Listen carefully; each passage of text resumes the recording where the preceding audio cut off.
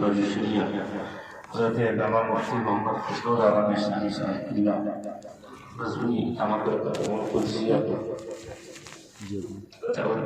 پیش کرتے ہیں کہ آپ کرسی خطابت پر تشریف لائیں، حضرت کا استقبال کریں گے تاخیر نعرہ تکبیر جاؤ زندہ دلی کے ساتھ نعرہ تکبیر نعرہ رسالت خلیفہ حضور تاریخ شریعہ حضور شیخ ملت مسلک اعلیٰ حضرت نعرہ تکبیر نعرہ رسالت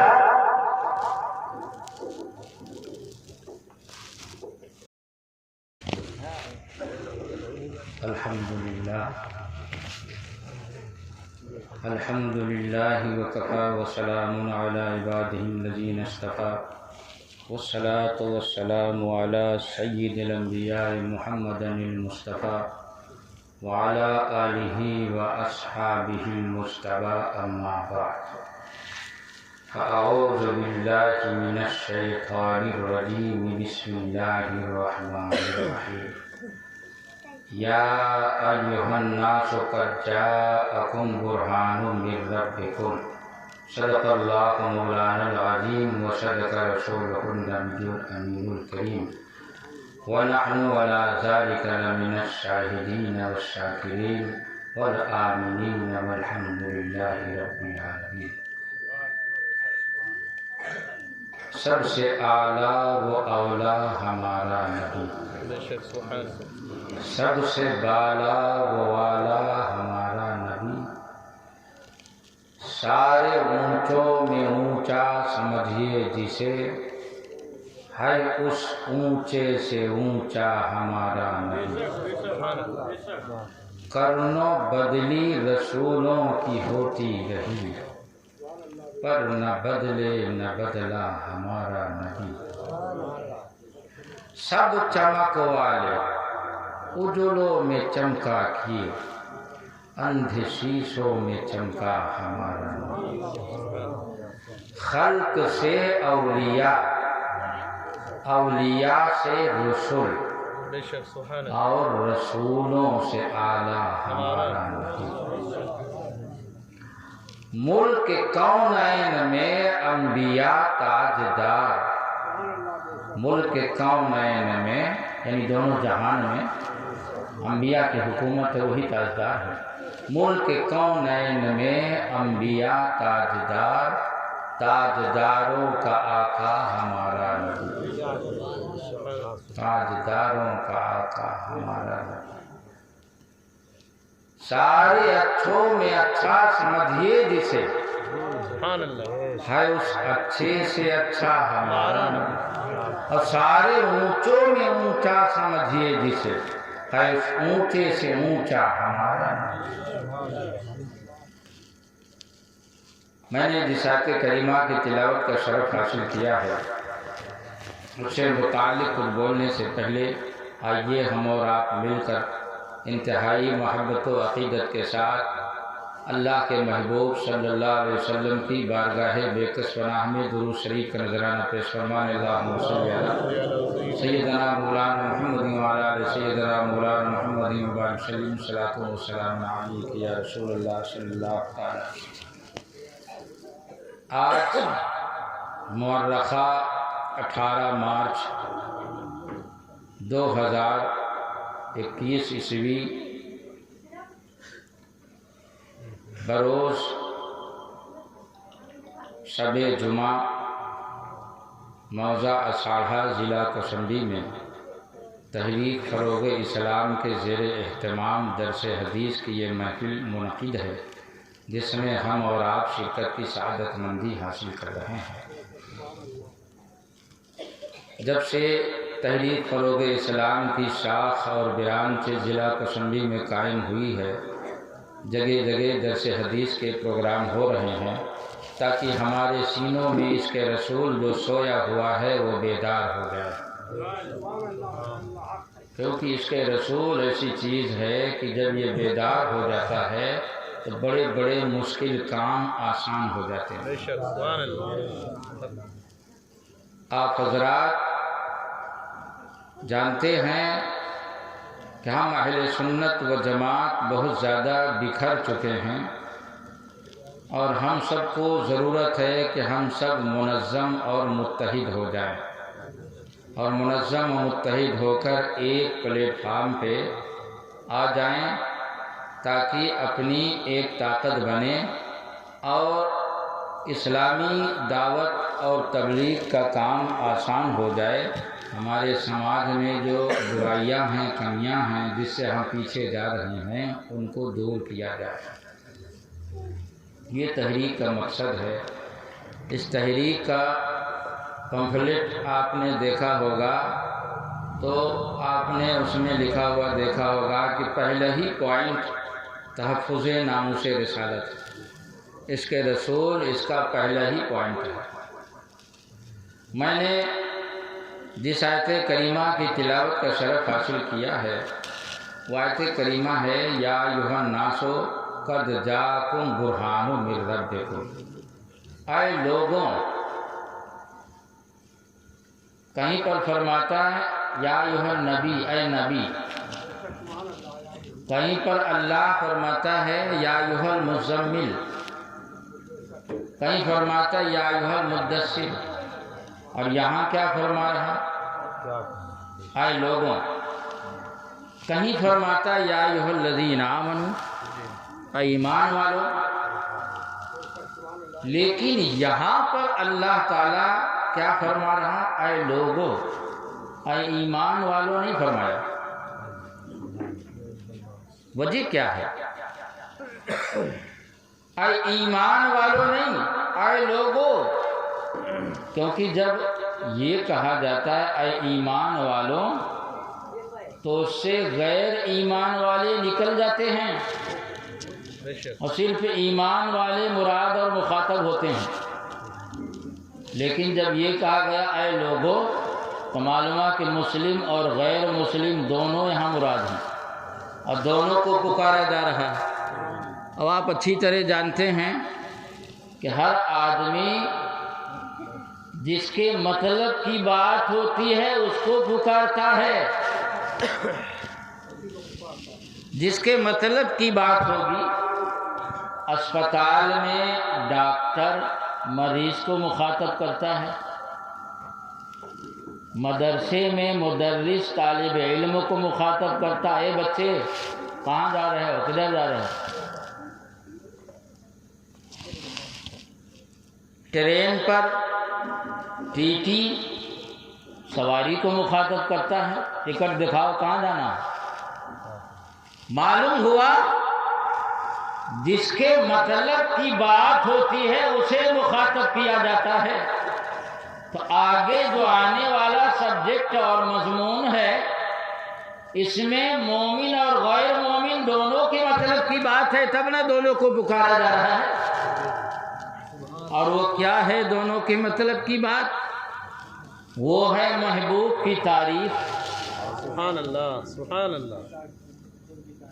کیا کہہ رہا اللہ تعالیٰ؟ اے لوگو، تمہارے پاس، بے شک تمہارے پاس تمہارے رب کی طرف سے برہان آ گئی، دلیل آ گئی۔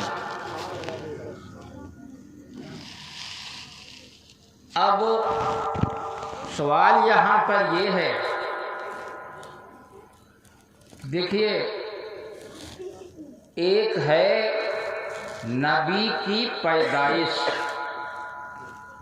اور ایک ہے نبی کی رہائش اور ایک ہے نبی کا آنا۔ تو یہ اگر آپ 10 بجے مجھے بیٹھا دیے ہوتے نا تو اس آیت پر ہم اور تفصیل سے بولتے۔ تو 3 چیزیں ہیں، تینوں کا مطلب الگ الگ ہے۔ نبی کی پیدائش کا مطلب یہ ہے کہ حضور مکہ میں پیدا ہوئے، جو ایک مشہور اور مخصوص شہر ہے۔ لہذا اگر کوئی یہ کہتا ہے کہ حضور صلی اللہ علیہ وسلم کی ولادت اور پیدائش ہر شہر میں ہوئی تو یہ غلط ہے۔ ہر شہر میں پیدائش نہیں ہوئی بلکہ خاص مکے میں ہوئی۔ اب حضور صلی اللہ علیہ وسلم نے رہائش اور سکونت کہاں اختیار کی ہے؟ تو دنیا جانتی ہے کہ ہجرت کے بعد حضور صلی اللہ علیہ وسلم کی مستقل رہائش اور سکونت مدینہ میں رہی۔ لہذا اگر کوئی یہ کہے کہ حضور کی سکونت اور حضور ہر شہر میں مکان بنا کے رہتے تھے تو یہ غلط ہے۔ معلوم ہوا ولادت مکے میں، سکونت مدینے میں۔ اب آئیے خدا سے پوچھا جائے کہ آمد کہاں؟ واو واو سبحان اللہ۔ آمد کہاں؟ حضور آئے کس کے پاس؟ تو قرآن کہتا قد جاءکم، تم سب کے پاس، قد جاءکم برہان من ربکم، آئے تو ہیں تمہارے رب کے پاس سے، مگر ایک آدمی کے پاس نہیں آئے، مکے والوں کے لیے نہیں، مدینہ والوں کے لیے نہیں، طائف والوں کے لیے نہیں، بلکہ آئے لوگوں، یا ایھا الناس، آئے لوگوں تم سب کے پاس۔ تو یار اس آیت سے تو یہ سمجھ میں آیا کہ محبوب پوری دنیا میں سب کے پاس جب آئے تو سب کے پاس ان کی جلوہ گری ہے۔ کیا کہنا؟ اور میں نہیں کہہ رہا، قرآن کہہ رہا، قد جاءکم، قرآن اٹھا کے دیکھ لو ترجمہ بے، اور اس میں تاکید بھی اللہ کرا، قد جا، قد بے شک۔ اللہ جانتا ہے نا کہ اس مفہوم میں شک کریں گے لوگ کہ نبی سب کے، اتنی بڑی دنیا سب کے پاس کیسے آ گئے، یہ کیسے ہو سکتا ہے؟ آئے تو مکے میں، میں کہتا آئے ہیں مکے میں ولادت کے اعتبار سے، رسالت کے اعتبار سے کس کے پاس آئے ہیں؟ نبوت کے اعتبار سے کس کے پاس آئے ہیں؟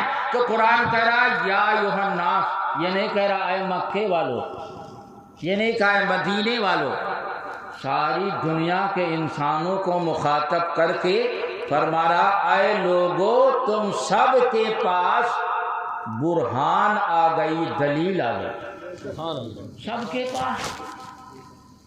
اب یہ ظاہر سی بات ہے۔ اچھا یہاں ایک نقطہ اور سمجھ میں آیا کہ اللہ تعالیٰ نے جب اپنے محبوب کو سارے عالم کے لیے رحمت کہا تھا تو وہاں فرمایا تھا وَمَا أَرْسَلْنَاكَ إِلَّا رَحْمَةً لِّلْعَالَمِينَ، وہاں سارے عالم کو مخاطب کیا، اور عالم کہتے ہیں اللہ کی ذات اور صفات کے علاوہ جتنی چیزیں ہیں، چاہے فرشتے ہوں، چاہے جنات ہوں، چاہے انسان ہوں، چاہے شجر ہوں، چاہے حجر ہوں، چاہے گھاس ہوں، چاہے پھوس ہوں، سب عالم میں آتے ہیں، سنسار سب عالم میں آئیں گے۔ اللہ کی ذات و صفات قدیم ہے، واجب الوجود ہے، اس کے علاوہ ساری چیزیں عالم میں۔ تو جب اللہ نے وہاں فرمایا اے محبوب ہم نے آپ کو سارے عالم کے لیے رحمت بنا کر بھیجا، اور یہ ماننا پڑے گا کہ رحمت کے بغیر ہم ایک پل نہیں چل سکتے۔ اگر اللہ کی رحمت نہ ہو تو ہم ایک پل نہیں چل سکتے۔ کب کیا ہو جائے ایک سیکنڈ میں، ایک سیکنڈ نہیں چل پائیں گے اگر اللہ کی رحمت نہ ہو۔ اور اللہ کی رحمت کیا ہے؟ اللہ کہتا ہم نے اے محبوب آپ کو سارے عالم کے لیے صرف رحمت بنا کر بھیجا، صرف حسر کے ساتھ صرف رحمت بنا کر بھیجا۔ تو وہاں پر رحمت کی بات تھی، اور دنیا جانتی ہے کہ رحمت کی ضرورت گھاس کو بھی ہے۔ اگر گھاس آپ لا کے پیڑ پودے گھاس پھوس بھی آپ لگاتے ہیں، کھیتوں میں آپ بیج ڈالتے ہیں فصل کے لیے، اس پہ اگر اللہ کی رحمت نہ ہو تو وہ بڑا ہوگا۔ تو رحمت کی ضرورت تو کھیت کو، پیڑ کو، سبزوں کو، سب کو ہے۔ تو رحمت کی ضرورت سب کو ہے، تو وہاں سب کو مخاطب کیا، عالم کو، چاہے شجر ہو، چاہے حجر ہو، چاہے پیڑ پتھر دیوار مکان دکان میدان، سب عالم ہے۔ اور سب کو رحمت کی ضرورت ہے. اللہ کی رحمت ہٹی قصہ ختم. تو وہاں پر عالم عالمین کہا اللہ نے، اور یہاں کیا فرما رہا اے لوگوں. تو اس میں نقطہ کیا ہے؟ نقطہ یہ ہے کہ آگے جو بات آنے والی ہے وہ دلیل کی بات ہے، اور دلیل میں غور کرنا پیڑ پتھر کا کام نہیں ہے. غور کرنا، دلیل میں غور کرنا انسان کا کام ہے. تو اللہ نے فرمایا اے لوگوں تمہارے پاس بے شک اللہ کے پاس سے برہان آ گئی، دلیل آ گئی. مطلب یہ ہے کہ اس میں غور کرو اور غور کر کے اس پر ایمان لاؤ. یہاں ایمان لانے کی بات تھی، غور کرنے کی، اور غور کرنے کی صلاحیت یہ زمین پر جو گھاس پھوس پیڑ پتھر ان میں نہیں ہے. غور کرنے کی صلاحیت انسان کے اندر کہ انسان شرف عقل سے مشرف. اس لیے اچھا اب ہم آپ کو یہ سمجھائیں کہ اللہ نے فرمایا اے لوگوں، تو اس سے مراد ساری دنیا کے لوگ ہیں یا نہیں؟ حضور ساری دنیا کے نبی ہیں نا. حضور کے زمانے میں، حضور کے بعد اب کوئی نیا نبی نہیں آئے گا. اب قیامت تک کوئی نیا نبی نہیں آئے گا. عیسیٰ علیہ السلام آئیں گے تو وہ نئے نہیں ہیں، وہ تو پرانے اٹھا لیے گئے پھر اتار دیے جائیں گے. تو سارے لوگوں کو اللہ نے پکار کے کہا تم سب کے پاس محبوب آ گیا. اب یہ چیز سمجھ میں نہیں آتی کہ مسلمان تو پوری دنیا میں ہیں، اور یہاں لوگوں کو کہا جا رہا ناس یا ناس عربی زبان کا لفظ ہے. اس کو عربی ٹو اردو ڈکشنری اور کوش میں جب اس کی میننگ دیکھیں گے تو آپ کو ملے گا کہ ناس کے معنی انسان لوگ مراد. تو آپ جانتے ہیں کہ انسان ساری دنیا میں ہے، تو ماننا پڑے گا کہ حضور ساری دنیا میں ہے، حضور کی جلوہ گری ساری دنیا میں ہے. واہ واہ سبحان اللہ. ارے یار حاضر و ناظر اسی کو تو کہتے ہیں. واہ سبحان اللہ. حاضر و ناظر اسی کا نام ہے. سبحان اللہ. اب آپ مجھ سے پوچھیں کہ حضرت یہ بات تو سمجھ میں نہیں آتی، حضور صلی اللہ علیہ وسلم کا جسم و بدن مبارک تو مدینہ میں آج بھی مزار اقدس میں دفن ہے، پھر حضور پوری دنیا کے لوگوں کے پاس کیسے ہیں؟ جب حضور کا جسم مدینے میں ہے ایک جگہ، تو پوری دنیا میں حضور کیسے ہیں؟ پوری دنیا میں حضور کی جلوہ گری کیسے ہو گئی؟ تو میں آپ کو جواب دوں گا کہ آپ یہ بتائیے کہ سورج جب صبح طلوع ہوتا ہے تو اس کی ٹکیا تو ایک ہی جگہ ہوتی ہے، مگر اس کی روشنی اور جلوہ گری گھر گھر کیسے پہنچ جاتی ہے؟ سبحان اللہ. گھر گھر پہنچ جاتی ہے، ہر جگہ. حق ہے. اور یہ بھی آپ نے دیکھا ہوگا کہ سورج کو آپ اسارہ سے دیکھو تو لگتا یہی طلوع ہو رہا ہے، اور الہ آباد سے دیکھو تو لگتا یہی طلوع ہو رہا ہے، اور یار کانپور سے دیکھو تو لگتا یہی طلوع ہو رہا ہے. تب جب لوگ مجھ سے پوچھتے ہیں کہ اللہ نے فرمایا کچاکم تم سارے لوگوں کے پاس محبوب آ گیا تو یہ کیسے ہو جائے گا، میں پوچھتا ہوں وہ کیسے ہو جاتا ہے؟ جب سورج نکلتا ہے تو وہ کیسے ہو جاتا ہے؟ سورج کا اب سورج جب اوپر چڑھتا ہے تو آپ اسارہ میں دیکھو تو سورج نظر آ رہا ہے، کراری میں دیکھو تو سورج لگتا کراری میں ہے تھا، آپ کے سر پہ کراری میں نظر آئے گا. ہاں، اور آپ اور آگے بڑھو دوارا میں دیکھو گے تو آپ لگے گا سورج دوارا میں ہے، بھرواری میں آپ آگے بڑھو دیکھو تو لگے گا بھرواری میں ہے. یہ عجیب حال ہے یار. تو سورج کی ٹکیا تو چوتھے آسمان پہ ہے، سورج کی ٹکیا تو چوتھے آسمان پہ ہے. یہ سورج کی جلوہ گری ہر جگہ کیسے؟ تو کہتے ہیں اس لیے کہ وہ نور ہے. سورج نور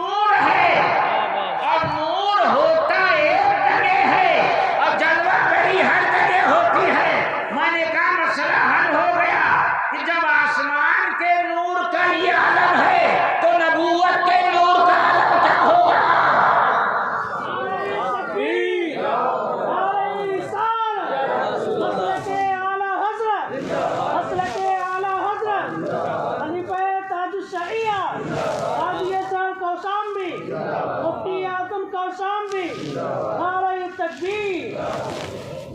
یار جب آفتاب آسمان کا یہ عالم ہے تو آفتاب نبوت کا عالم کیا ہوگا؟ آفتاب رسالت کا عالم کیا ہوگا؟ یہ تو میں نے ایک سمجھانے کے لیے مثال دے دیا ہے سورج کی، ورنہ ہمارے حضور سورج کی طرح نہیں ہے، کیونکہ سورج چوتھے آسمان پہ طلوع ہوتا ہے اور اس زمین پر گھر گھر جلوہ گری پہنچاتا ہے۔ ہاں، ورنہ حضور سورج کی طرح نہیں۔ میں فرق انتر بھی بتاتا ہوں، دونوں میں بڑا ڈیفرنس ہے۔ ہاں، کیسے؟ اب دیکھیں، یہاں پر آپ اس وقت مغرب کے وقت آپ غور کیے ہوں گے، تقریباً کچھ کم و بیش 6:15 بجے دن ڈوبتا ہے، سورج 6:15 بجے ڈوب جاتا ہے۔ اور آپ بمبئی چلے جائیں، وہاں آپ جانے کے بعد دیکھیں کہ 25 منٹ کے بعد سورج ڈوبتا ہے۔ یہ پچھم ہے بمبئی، اور پورب آپ چلے جائیں اڑیسہ، تو اڑیسہ میں میں نے حضور مجاہد ملت کے آستانے پر حاضری دی ہے، میں نے دیکھا وہاں کہ جب یہاں 6 بجے دن ڈوبتا ہے تو وہاں 5:30 بجے دن ڈوبتا ہے، آدھا گھنٹہ پہلے۔ جی غور کیجیے، تو یہ تو ماننا پڑے گا کہ جہاں سورج ڈوب گیا وہاں جلوہ گری ختم، اور جہاں طلوع ہے وہاں اس کی روشنی جلوہ گری ہے، تو اور سورج ہوگا جو کبھی کہیں اور یہ بھی آپ جانتے ہیں کہ یہاں پر اس وقت رات ہے نا، تو کہیں دن ہوگا، تو اور سورج ہوگا جو کبھی روشنی دے اور کبھی نہ دے، وہ آفتاب نبوت ہے جو رات میں بھی طلوع رہتا ہے، دن میں بھی طلوع رہتا ہے، کبھی غروب نہیں ہوتا۔ اسے اللہ نے جب سے طلوع کر دیا ڈوبتا نہیں ہے، وہ آفتاب آسمان ہے جو ڈوب جاتا ہے، یا آفتاب رسالت اور امام الانبیاء ہے کہ نہ کبھی ڈوبا ہے نہ کبھی ڈوبے گا۔ وہ روشنی دن میں دیتا، رات میں نہیں دیتا۔ یہ ایسا عجیب و غریب آفتاب نبوت ہے کہ رات میں دیکھو تو روشنی دے رہا، دن میں دیکھو تو روشنی دے رہا، رات میں بھی نور ہدایت، دن میں بھی نور ہدایت۔ ابریز شریف کا ایک واقعہ مجھے یاد آیا، اب میں اس بات کو تھوڑا اور وضاحت سے سمجھا دوں کہ ابریز شریف ایسی معتبر کتاب جس میں مشکات شریف جیسی کتابوں میں حوالہ دیا گیا، اور اس میں جو واقعہ بیان کرنے جا رہا ہوں اس کو ہمارے بزرگوں نے بھی معتبر مانا ہے، اور دارالعلوم دیوبند کے سابق شیخ الحدیث حسین احمد ٹانڈوی نے فتاویٰ شیخ الاسلام، ان کی کتاب آتی ہے، اس میں بھی اس واقعہ کو نقل کر کے معتبر مانا۔ تو لکھا کہ ایک جگہ ایک ولی بیٹھے ہوئے تھے اور کچھ اور لوگ وہاں پر بیٹھے تھے، تو ان لوگوں نے ان بزرگ سے پوچھا کہ حضرت یہ بتائیے کہ حضور صلی اللہ علیہ وسلم کا امت سے کیا تعلق ہے، امت سے کیسا تعلق ہے؟ تو انہوں نے فرمایا کہ امت سے حضور صلی اللہ علیہ وسلم کا تعلق ایسا ہے کہ حضور کے سینے سے جیسے سورج سے کرن نکلتی ہیں، جو میں موضوع اٹھایا اسی کی تفسیر کر رہا ہوں، جو جیسے سورج کی سے کرن نکلتی ہیں، اور کرن نکل کر تو جہاں تک وہ سورج اس کی حد ہوتی ہے تو وہ وہاں تک کی کو لوگوں کو روشنی پہنچاتا ہے، روشنی اس کو پہنچاتا ہے. مگر یہ بھی دیکھیے گا کہ سورج ایک وقت میں پوری دنیا کو روشنی نہیں پہنچاتا، اور میرے مصطفیٰ ایک وقت میں پوری دنیا کو نور ہدایت پہنچا رہے ہیں. سبحان اللہ سبحان اللہ. اب آپ یہ کہیں کہ پھر کوئی مومن کوئی کافر کیوں ہے، تو میں آپ سے عرض کروں گا کہ بھائی سورج جب صبح نکلتا ہے تو وہ یہ نہیں دیکھتا کہ کون مومن ہے کون کافر ہے، سب کو روشنی دیتا ہے. اب کوئی روشنی نہ لینا چاہے وہ خود ہی بل میں گھس جائے، گھر کے اندر گھس جائے، شامیانہ کے نیچے چلا جائے، پیڑ کے نیچے چلا جائے، تو اس میں سورج کا کیا قصور ہے؟ واہ واہ. اسی طرح نور ہدایت جواب نہیں. اس بارگاہ نبوت سے سب کو پہنچ رہی. ابھی اپنا معاملہ ہے، کوئی لے رہا کوئی نہیں لے رہا، پردہ ڈال دیتا ہے. تو پردہ ڈال دو گے تو سورج کی روشنی تو رک جائے گی نا. تو اگر کوئی پردہ ڈال کے سورج کی روشنی کو روک دے تو یہ اس کا اپنا قصور ہے. تو اسی طرح آفتاب نبوت سے نور ہدایت تو پوری دنیا میں پھیل رہی. کیسے؟ تو انہوں نے فرمایا کہ حضور صلی اللہ علیہ وسلم کے سینے سے جیسے سورج سے شعاعیں نکلتی ہیں ویسی شعاعیں نکلتی ہیں، کرن. اور جتنے دنیا میں مومن پائے جاتے ہیں، ایک ایک کرن ایک ایک مومن کے سینے میں ایمان سے متعلق ہے. غور کیجئے گا، ایک ایک کرن ایک، اور ان بزرگ نے اس کو دلیل سے بھی ثابت کیا. ایک ایک کرن ایک ایک مومن کے سینے میں جا رہی ہے، اور دل میں جہاں ایمان ہے اس سے وہ جڑی ہوئی ہے. تو ان لوگوں نے کہا کہ حضرت اگر وہ کرن اگر دل سے اس کرن کا تعلق و سمبندھ ختم ہو جائے، کہا جس کے سینے سے اس نور نبوت کی کرن کا تعلق ختم ہو جاتا وہ فوراً کافر ہو جاتا، فوراً کافر ہو جاتا، ختم. یہ ایک ایسی بات ہے کہ اگر آپ کسی کو دیکھو کہ بھٹک گیا تو سمجھ لو کہ حضور اس سے ناراض ہو گئے اور کرن کو سمیٹ لیا، کرن کو سمیٹ لیا ہے.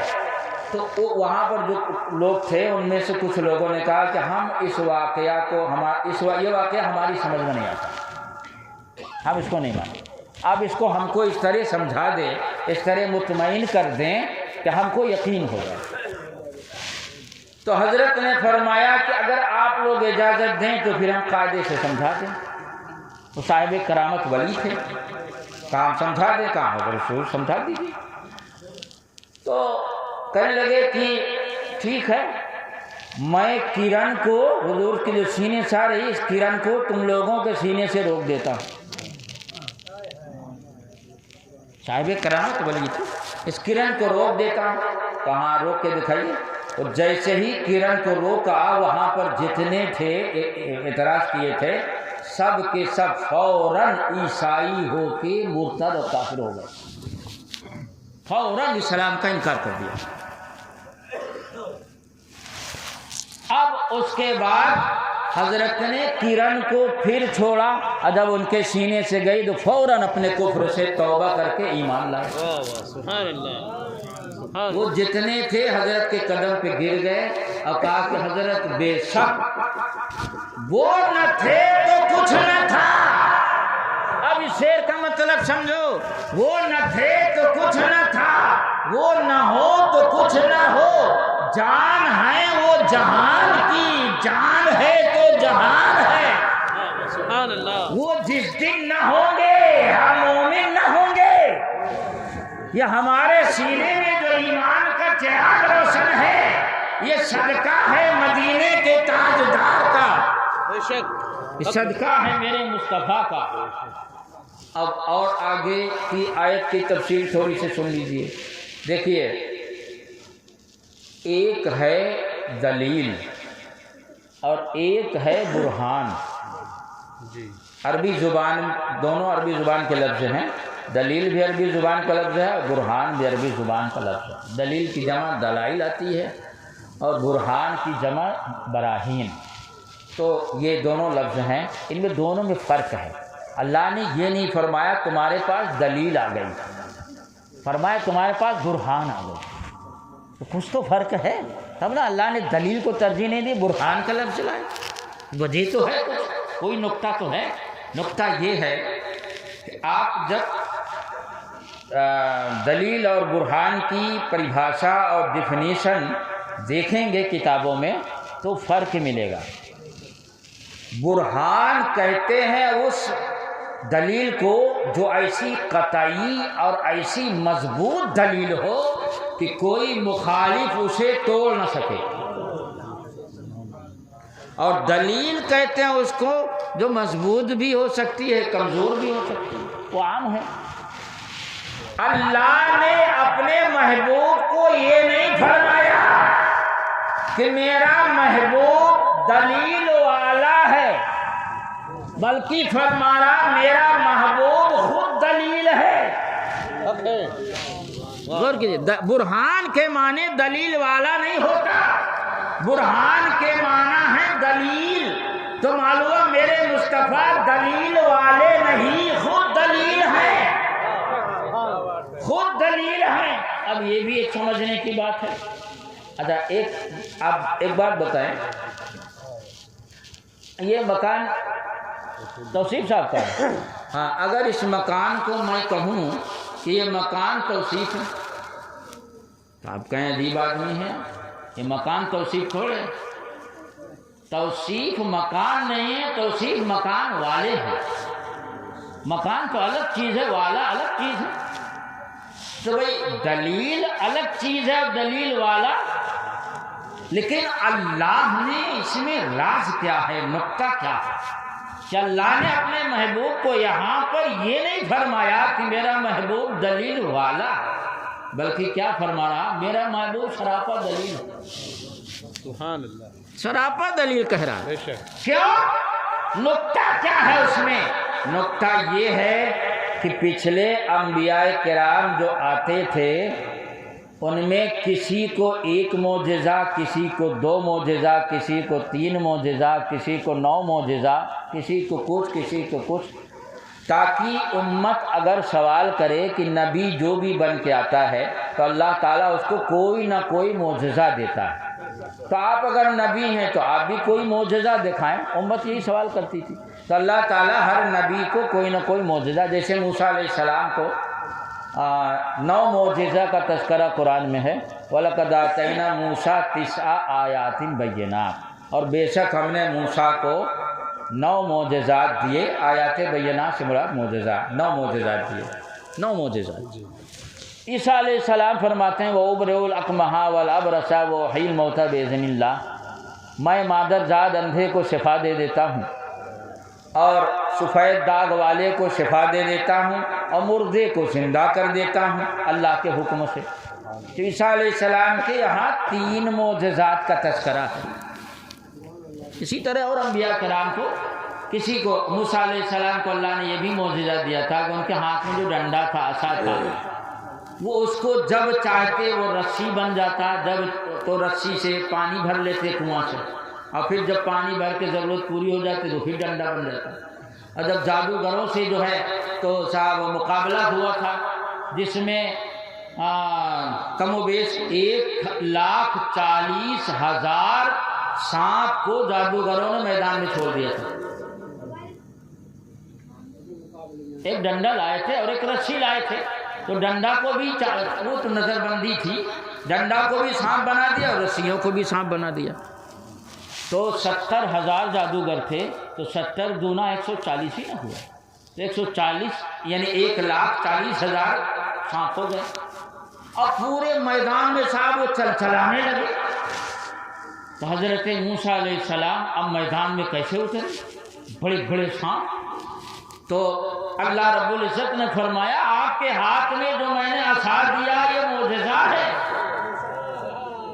جب جیسی ضرورت ہو آپ اس سے اپنی ضرورت پوری کریں۔ حضرت موسیٰ علیہ السلام نے اپنے عصا کا، والقِ عصا کا، اللہ نے فرمایا اپنے عصا کو آپ ڈال دیجئے، اب میدان میں ڈال دیجئے۔ حضرت موسیٰ علیہ السلام نے والقِ عصا کا پہ عمل کیا، اور میدان میں جب اپنے ڈنڈا کو ڈال دیا تو وہ اتنا بڑا سانپ بن گیا کہ سارے سانپوں کو نگل گیا، 1,40,000 سانپوں کو نگل گیا۔ مقابلہ کی بات چھوڑیے، ارے مقابلہ برابر شرابت سے نہ ہوتا بھائی، وہ اتنا بڑا سانپ جو سانپوں کو نگل جائے تو اس میں مقابلہ کی کون سی بات؟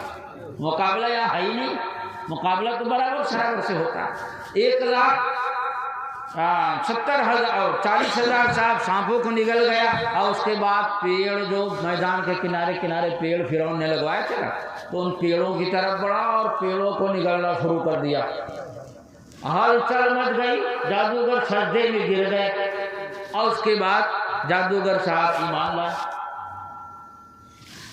اور اس کے بعد جب فرعون کے وہ بھی تخت پہ بیٹھ کے خوب مزہ دیکھ رہا تھا کہ آج پتہ چلے گا 70,000 جادوگر، وہ کہتا تھا کہ موسیٰ جادوگر ہے، اب بہت بڑا جادوگر ہے، ایک جادوگر اس کا مقابلہ نہیں کر پائے گا، تو لو میں 70,000 جادوگروں کو اکٹھا کر دیا تاکہ سب مل کر اس کو شکست دیں۔ اس کو پتہ ہی نہیں تھا کہ جادو اور معجزہ میں کیا فرق ہے۔ تو جب وہ سانپ فرعون کے تخت کی طرف بڑھا کہ اس کو تخت سمیت نگل جائے، تو تخت سے چلا کر موسیٰ بچاؤ، موسیٰ بچاؤ، موسیٰ بچاؤ کر کے تخت سے کود کے، بھائی اب روایت میں جو جملہ آیا وہ میں بتا رہا ہوں کہ جب وہ اپنے محل کی طرف بھاگا تھا تو محل کی طرف بھاگ رہا تھا اور پیچھے سے ہوا خارج ہو رہی تھی، اس قدر ڈر گیا تھا۔ ہوا خارج کرتے ہوئے محل کی طرف بھاگا، سانپ محل کی طرف چڑھا، تو کہا موسیٰ روکو اس کو، ارے ہم ایمان لائیں گے، تم کہے پریشان ہم ایمان لائیں گے، روکو اس کو، یہ ہے نبی کا معجزہ۔ اب آپ غور کر سکتے ہیں کہ جب نبی کے ایک معجزہ، اور وہ بھی بدن سے نہیں ڈنڈا سے، جب نبی کے ایک معجزہ کا یہ حال ہے تو جس نبی کو خدا سراپا دلیل کہے، سراپا معجزہ کہے، تو اس کا مطلب کیا ہے آخر؟ کیوں؟ اللہ نے کہا یہ نہیں اے لوگو تمہارے پاس دلیل والا آ گیا، برہان والا آ گیا، معجزہ والا آ گیا، یہ نہیں، معجزہ والا نہیں، فرمائے اے لوگو تمہارے پاس سراپا معجزہ ہی آ گیا۔ محبوب کو سراپا معجزہ کہا جا رہا، جس کا مطلب یہ ہوا کہ ماننا پڑے گا کہ محبوب کو ایک معجزہ نہیں، 2 معجزہ نہیں، 10 معجزہ نہیں، 9 معجزہ نہیں، 3 معجزہ نہیں، بلکہ سر کے بال سے لے کر پیر کے تلوے تک خدا نے معجزہ بنا کر بھیجا۔ نعرہ تکبیر، نعرہ رسالت، عظمت مصطفیٰ، شان مصطفیٰ، سبحان اللہ۔ اب آپ غور کر سکتے ہیں، بخاری شریف میں ہے کہ حضرت ام سلمہ رضی اللہ تعالیٰ عنہ کے پاس ایک پیالہ تھا، ایک صحابی کہتے ہیں کہ ایک پیالہ تھا، جس کی طبیعت خراب ہوتی یا نظر لگ جاتی یا کچھ ہو جاتا تو اپنے برتن کو حضرت ام سلمہ رضی اللہ تعالیٰ عنہا کے پاس بھیج دیتا، وہ اس پیالے میں پانی کو ڈال کے ایسے ہلاتی اور اس کے برتن میں ڈال دیتی، اور وہ پانی کو پی لے جا کے تو شفا مل جاتی۔ راوی حدیث کہتے ہیں میں نے ایک دن اس پیالے میں غور سے دیکھا تو اس میں حضور صلی اللہ علیہ وسلم کے کچھ بال مبارک تھے۔ آپ بتائیے، بال ایسی چیز ہے کہ آدمی بنوا کے نالی میں پھینکتا ہے، اور کسی کے دروازے پھینک دو تو جھگڑا ہو جائے، گھن کرتے ہیں لوگ، مگر میرے مصطفیٰ کے بال کا یہ حال کہ اگر اس کا دھون اور گسالہ کوئی پی لے تو شفا مل جائے۔ جب میرے مصطفیٰ کے بال کا یہ عالم ہے، میرے مصطفیٰ کا بال۔ اور مدارج النبوت میں شیخ عبدالحق محدث دہلوی رحمۃ اللہ علیہ لکھتے ہیں کہ ایک بار ایک صحابی رسول حضور کے کچھ بال مل گئے تھے، جب حضور بال بنواتے تھے تو صحابہ تقسیم کر دیا، حضرت طلحہ ایک بار مونڈے بال اور صحابہ میں تقسیم کر دیا، صحابہ میں تقسیم کر دیا تو ان کو بھی ملا، وہ لا کے کسی طرح ان کو بال مل گیا تو لا کے اپنے گھر میں ایک کمرے میں رکھ دیا۔ صبح جا کے حضور صلی اللہ علیہ وسلم سے کہنے لگے حضور آج ہمارے گھر میں بڑا عجوبہ پیش آ گیا. حضور نے فرمایا کیا؟ کہا حضور ہم کو آپ کے کچھ بال مل گئے خوش قسمتی سے، تو میں آپ کے بال مبارک کو ادب کے ساتھ اپنے گھر میں لے جا کر ایک کمرے میں، خالی کمرہ تھا اس میں رکھ دیے. اس کمرے سے رات بھر تسبیح پڑھنے کی آواز آتی رہی، حالانکہ وہ کمرہ خالی، اس میں کوئی نہیں تھا. تو حضور تسبیح پڑھنے کی آواز کیوں آ رہی تھی؟ تسبیح اور تحلیل، تسبیح کا مطلب سبحان اللہ پڑھنا اور تحلیل کا مطلب لا الہ الا اللہ پڑھنا، یعنی تسبیح پڑھنے، کلمہ پڑھنے کی آواز آتی رہی رات بھر. تو حضور صلی اللہ علیہ وسلم نے فرمایا کہ میرے بال مبارک جو تم لے جا کے رکھ دیے ہو نا، تو اس کے احترام میں فرشتے رات بھر تسبیح و تحلیل پڑھتے ہیں. بولو مسلمانوں، یہ نبی کے بال کا معجزہ ہے کہ نہیں؟ اب آپ جانتے ہیں کہ بدن میں سب سے اوپر بال ہوتا ہے اور سب سے نیچے تلوا ہوتا ہے. تو ایک اوپر کا معجزہ سنے اور ایک نیچے کا، تو بیچ والے کا اندازہ اپنے آپ کر لو گے. حضور صلی اللہ علیہ وسلم کہ تلوے کا یہ عالم تھا کہ جب پتھر پہ چلتے تو پتھر پگھل کر موم ہو جاتا. اور نقش قدم کی زیارت آپ حضرات نے بھی کی ہوگی بہت سی جگہ. قدم رسول کے نام سے بہت سے نقش قدم. تو آپ بتائیں کہ پتھر پہ نبی کا تلوا پڑ جائے تو پتھر پگھل جائے، یہ معجزہ ہے یا نہیں؟ تو سر کے بال سے لے کر پاؤں کے تلوے تک مصطفیٰ سراپا معجزہ ہے. اس لیے اللہ نے یہ نہیں کہا معجزہ والا آ گیا، فرمایا سراپا معجزہ آ گیا، سراپا معجزہ آ گیا. اب آپ بتائیں کہ جب تلوے کا یہ عالم ہے تو لعاب دہن کا کیا عالم رہا ہوگا؟ سبحان اللہ، سبحان اللہ. لعاب دہن کا عالم کیا رہا ہوگا؟ حضرت جابر کے تھوڑے سے کھانے میں لعاب دہن ڈال دیا گیا، ہزاروں صحابہ کھا گئے کھانا، نہ روٹی کم ہوئی نہ بوٹی.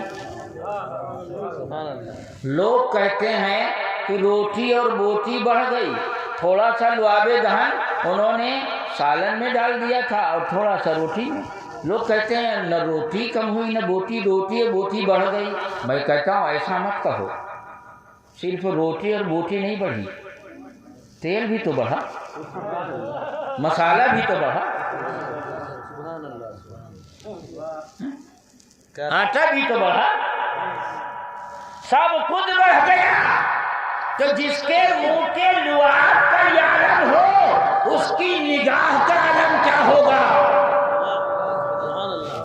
تو قرآن پاک نے میرے مصطفیٰ کو سراپا معجزہ کہا.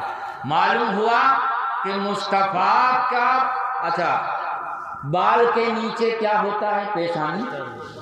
صحیح مسلم جلد اول میں ہے کہ میدان محشر میں جب سارے لوگ نفسی نفسی کہہ رہے ہوں گے، بہت لمبا چوڑا واقعہ، میں مختصر موضوع کے مطابق بولتا ہوں، کہ آپس میں مشورہ کریں گے یار کیا کیا جائے، کسی کو وسیلہ بنایا جائے.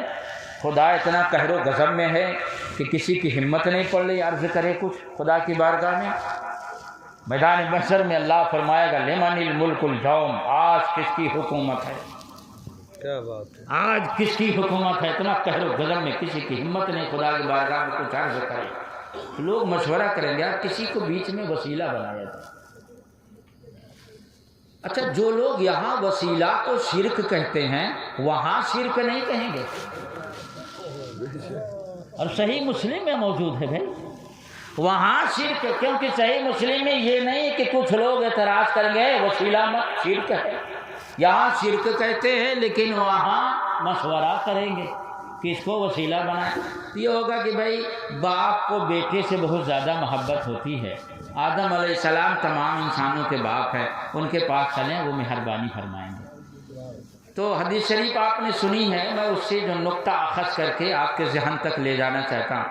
وہ حضرت آدم علیہ السلام کے پاس جائیں گے، کہیں گے اذهبوا الی غیری اذهبوا الی غیری نفسی نفسی نفسی نفسی، آپ لوگ غیر دوسرے کے پاس جاؤ، ہم کو تو اپنی پڑی ہے، ہم اللہ کی بارگاہ میں آج کچھ نہیں بول سکتے، وہ اللہ تعالیٰ بہت قہر و غضب ہے، وہ قہار اور جبار ہے، آج میں کچھ نہیں بول سکتا۔ وہ لوگ جو ہے تو پھرتے پھرتے پھرتے پھرتے پھرتے پھرتے حضور صلی اللہ علیہ وسلم تک جائیں گے، عیسیٰ علیہ السلام تک، تو عیسیٰ علیہ السلام پھر حضور کے پاس بھیجیں گے۔ اچھا یہ بتائیے کہ یہ حدیث تو آپ لوگوں کو معلوم ہے نا، یہ تو بار بار سنے ہوں گے، آج بھی سن رہے ہیں، مسلمان کو میں سمجھتا ہوں بچہ بچہ یہ حدیث جانتا ہے، ہاں سب جانتے ہیں، لیکن میدان محشر میں آپ لوگ جانتے ہیں مگر آپ بھی نہ کہہ سکیں گے کہ یار کیوں در در کے بلا حضور صلی اللہ علیہ وسلم ہی جب یہ کام کریں گے تو ڈائریکٹ چلو، آپ لوگوں کو اس وقت یہ حدیث بھلا دی جائے گی، کیوں؟ تاکہ پتہ چلے کہ میدان محشر میں جو کام کوئی نہیں کر سکتا وہ میرا محبوب کر رہا ہے۔ اگر یہ حدیث بھلائی نہ جائے تو شان مصطفیٰ کیسے پتہ چلے؟